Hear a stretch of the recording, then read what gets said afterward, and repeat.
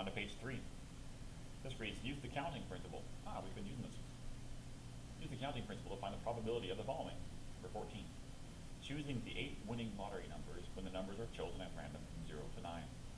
Many of you put 1 out of 8 here, which I can see where you get that, but think about the probability of winning the lottery. Do you really think you have 1 out of 8 chance of winning the lottery?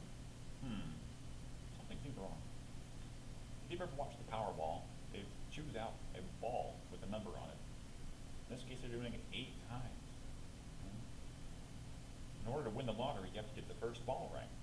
You have to get all the balls right. You have to get the first one right first. That's the first event. So the first ball, how many possibilities does it have? Well, it has all the digits. Be careful. There are not 9 digits here. There's 0, 1, 2, 3, 4, 5, 6, 7, 8, 9. That's 10 digits. So your denominator is 10. You have to get the right digit in order to win the lottery. So your probability of getting the first number right is 1 out of 10. Now, it's not enough to just get the first digit right. You have to get all 8 of them right. You have to get the first one and the second one. Remember that word and? What operation does that mean in probability? That's right, it means multiplication. So you multiply this by the second event. The second event, getting that number right, is also 1 out of 10. This is an independent event.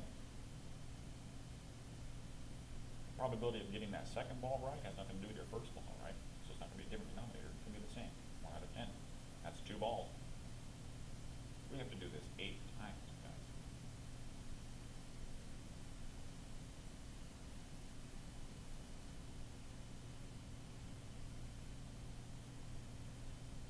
Now, there's another way of writing this. We could write it as, this is where your 8 comes in. It's not 1 out of 8. It's 1 out of 10 to the 8th power. That's 1 with 8 zeros after it. That looks more like the probability of winning the lottery, doesn't it? 1 out of 100 million.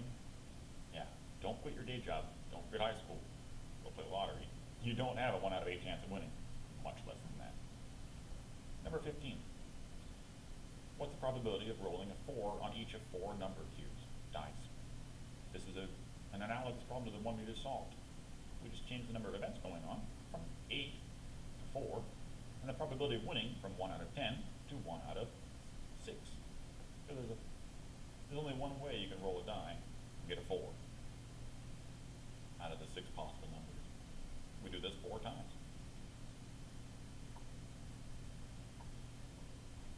There are my 4 events. They're independent, so I'm multiplying them together. We're not changing the denominator. One roll of a dice does not affect the next roll of dice. Another way of writing this is 1 out of 6 to the 4th.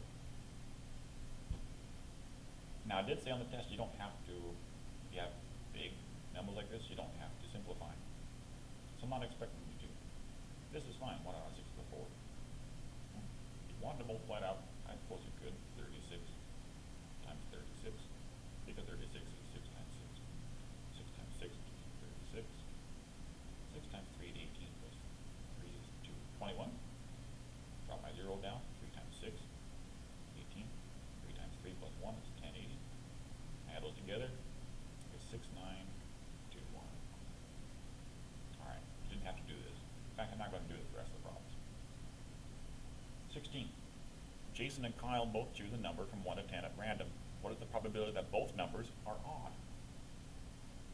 Okay, there's that word both again, so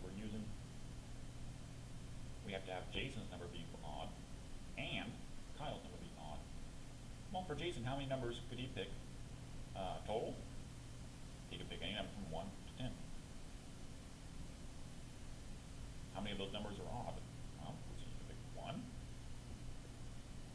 3, 5, 7, 9. Half of them. That makes sense. And Kyle picks a number. His choice is independent from Jason's choice. So the denominator stays the same. I have 5 tenths times 5 tenths. You could reduce that before you multiply. Might make it a little bit easier. 1/2 times 1/2. There's a 1 in 4 probability that both numbers they chose are odd. Number 17.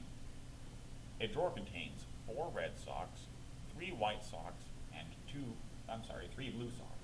Without looking, you select a sock at random, you replace it, and select the second sock at random.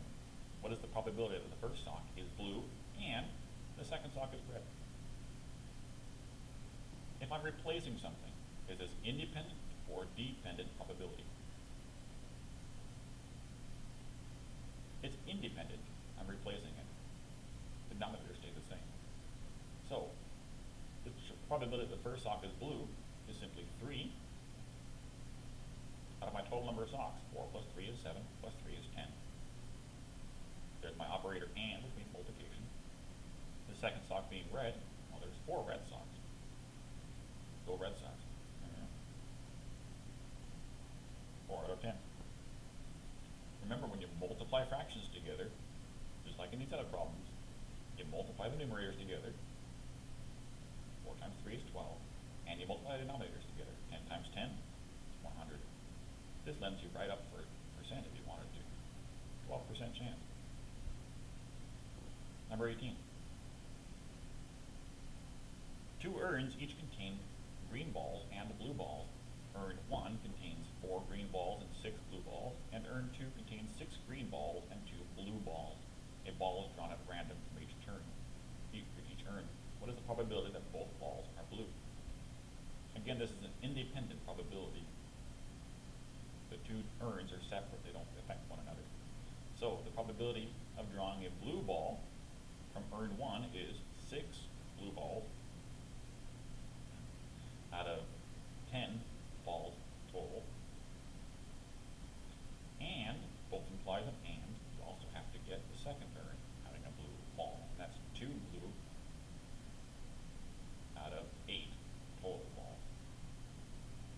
We can multiply this. Now we could reduce before multiply, make it a little bit easier.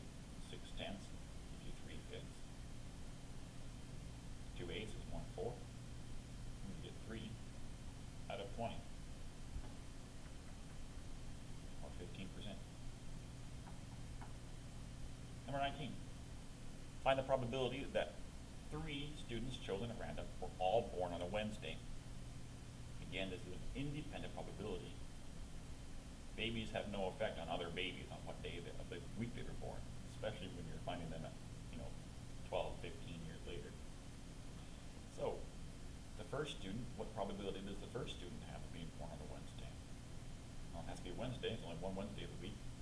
And there are 7 days that they could have been born on. The second student also has a 1 in 7 chance of being born on a Wednesday, as does the third student. And I want that all 3 students, student 1 and student 2 and student 3, were all born on a Wednesday. If you put 1 out of 7 cubed, that's good enough for me here. Number 20. A local weather forecaster is accurate 85% of the time when predicting precipitation for the day. What is the probability that she will make correct precipitation predictions 4 days in a row? I took out the round of the nearest whole percent because I'm not giving you calculators. All you can do is set it up kind of like these other problems, and you get whole points. In this case, this weather forecaster has 85% probability of being correct. That's 85% per 100. 85 about 100. That's probability of getting correct 1 day in a row. In order to get 4 days in a row, you have to get the first day, and the second day, and the third day, and the fourth day. There you go. This will be sufficient